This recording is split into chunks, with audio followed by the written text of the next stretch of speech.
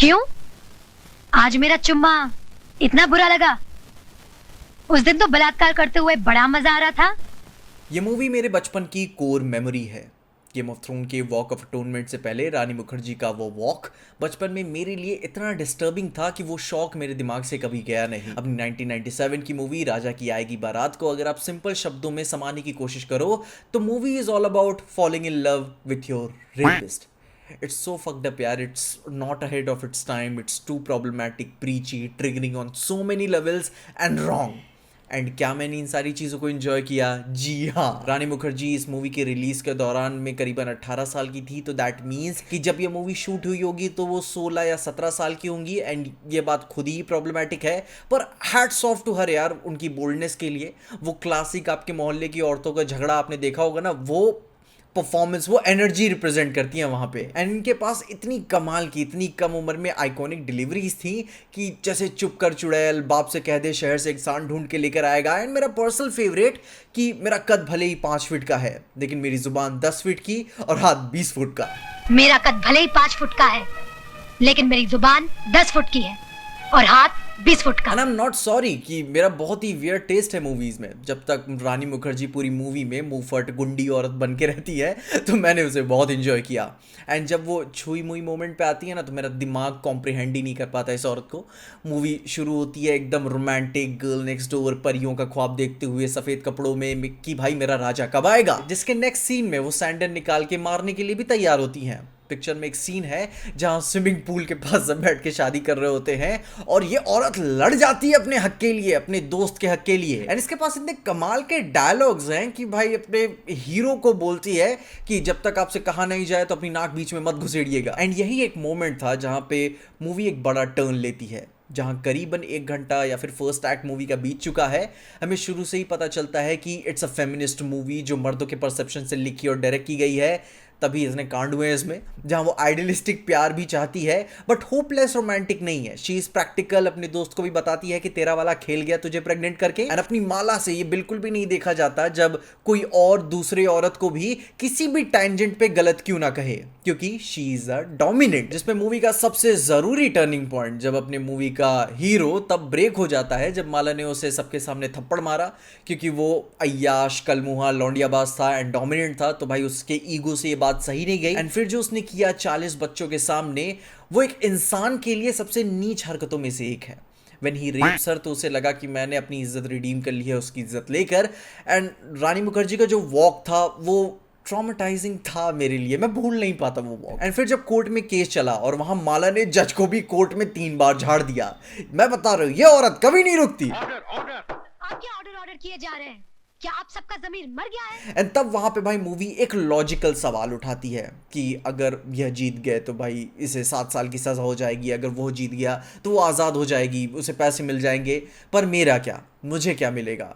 माला का कहना था कि भाई मेरी इज्जत तो गई, मेरे घर कभी बारात नहीं आएगी, मेरा हाथ कभी कोई नहीं थामेगा, मेरी इज्जत छोड़ो मेरा तमाशा हो गया। एंड इस दलील पर जज ने डिसीजन लिया कि भाई सबसे बड़ा जस्टिस माला को क्या दिया जा सकता है कि भाई इसकी उसी शख्स से शादी करा दो जिसने इसका रेप किया है, जिस शख्स को भाई वो शुरू से ही देखना तक नहीं चाहती, आपने उसी के साथ उसे बांध दिया। एंड फिर वो क्लासिक घर घर की कहानी शुरू हो जाती है कि बड़ी बहू, फिर डोमेस्टिक अब्यूज, इनफिडेलिटी, छोटी बहू की भाई वो जीना हराम करना चाहती है, उसे नौकरानी बना के रखना चाहती है, कैट फाइट्स होती हैं, सिंदूरा टाइप शिट, अगर आपने वो टीवी सीरियल देखा है तो। पर फिर माला एज अ कैरेक्टर भले ही कूल लगती हो, पावरफुल है, ग्रेट डायलॉग्स है, कभी नहीं झुकने वाली, जस्ट लाइक पुष्पा, पर उसकी जिंदगी का सबसे बड़ा सपना ही था कि मुझे शादी करनी है।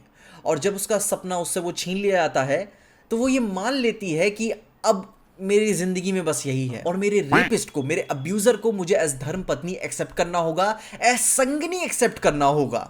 एंड ये लॉजिक मेरे दिमाग में नहीं जाता।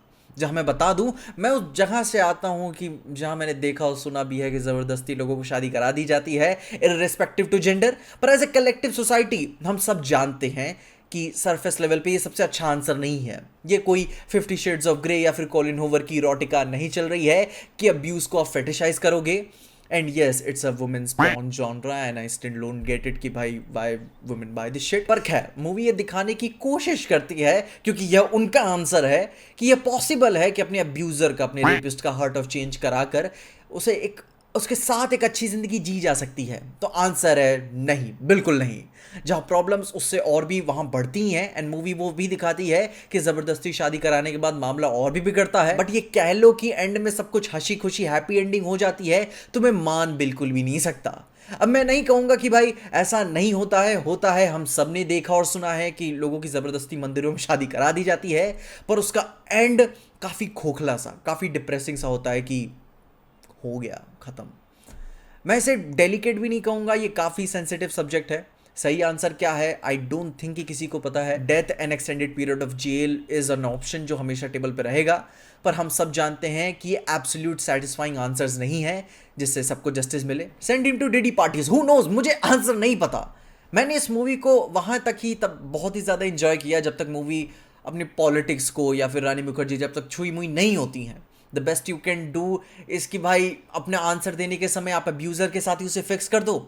माला क्या मस्त फेमिनिस्ट चल रही होती है इसमें, अपन टिल की उसके भाई रेपिस्ट के साथ ही आपने उसका लगन करवा दिया। Mala is a kind of women जिसे तुम लफड़े होने पे कॉल करते हो कि मैं परेशान हूँ, प्लीज तुम ही हेल्प कर सकती हो। बट ये मूवी बिल्कुल भी वो आंसर नहीं है जो समाज को लगता है कि भाई हाँ यही एंड में किया जा सकता है। फिल्म में कमाल के वन लाइनर्स हैं, कमाल के डायलॉग्स हैं जो कि क्रेजी क्रिंज जाते हैं, और उन्होंने उसे इतना एम्प अप किया हुआ है कि आपका दिमाग आउट होने के बाद कहते हो वो एक और माला, मैं तैयार हूँ यहाँ पे। जिसमें मूवी का एक बहुत ही अंडररेटेड कैरेक्टर मैं बोलना चाहूँगा, दारजी साहब गुलशन ग्रोवर का, कमाल का टेस्टोस्टेरोन फिल्ड एनर्जी लेकर आते हैं।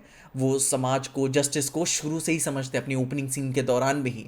एंड एक लाइन भी उनकी है जो कि काफ़ी हॉन्टिंगली ट्रू है कि उनका कहना है कि भगवान ना करे कि मेरी बेटी किसी दिन सड़क पे मारी जाए तो तुम उसे घसीटते हुए ले आना, मगर इस अमीर ज़ादे की गाड़ी में डाल के मत लाना, क्योंकि he understands the monstrosity of a man. जहाँ उसी मॉन्स्ट्रोसिटी को दारजी साहब गुड के लिए यूज़ करते हैं और वहीं अपना अमीर ज़्यादा अपनी वासनाओं का पोषण करने के लिए। वहीं शाहिद जाफरी सर बहुत ही कैरिकेचरिस्ट परफॉर्मेंस दिए हैं, पर बहुत कमाल की थी। इसकी एंडिंग तो ऑल फकॉल थी ही, पर it's one of those classics की चलो कुछ टेक तो लिया इसने कि ये फीमेल ओरिएंटेड मूवी है, सिक ट्विस्टेड पॉलिटिक्स रखती है, आंसर रखती है जिससे कोई एग्री नहीं करता, पर एटलीस्ट चुप रहने से तो बेहतर ही है। आप इस पे बात नहीं करोगे तो विचार कैसे होगा, विचार नहीं होगा तो कोई निष्कर्ष नहीं निकलेगा। जहां ये बात तो कहनी पड़ेगी कि अपनी सिर्फ दूसरी ही फिल्म में रानी मुखर्जी ने साबित कर दिया कि she is one hell of an actress. And till date आज तक कोई एक्ट्रेस मैंने इस एनर्जी एंड इस कन्विक्शन के साथ परफॉर्म करते हुए नहीं देखी।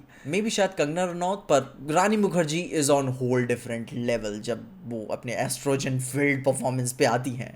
It's one of those movies जहाँ आप देख के कह पाते हो कि हाँ भाई एक्टर की वजह से मूवी है, ना कि मूवी की वजह से एक्टर। बाकी अगर आपने मूवी देखी, अगर आपकी कुछ यादें ताज़ा हुई हैं तो अपने ओपिनियंस मुझे कमेंट्स में ज़रूर बताइएगा। एंड तब तक के लिए देखते रहिएगा पीजे एक्सप्लेन।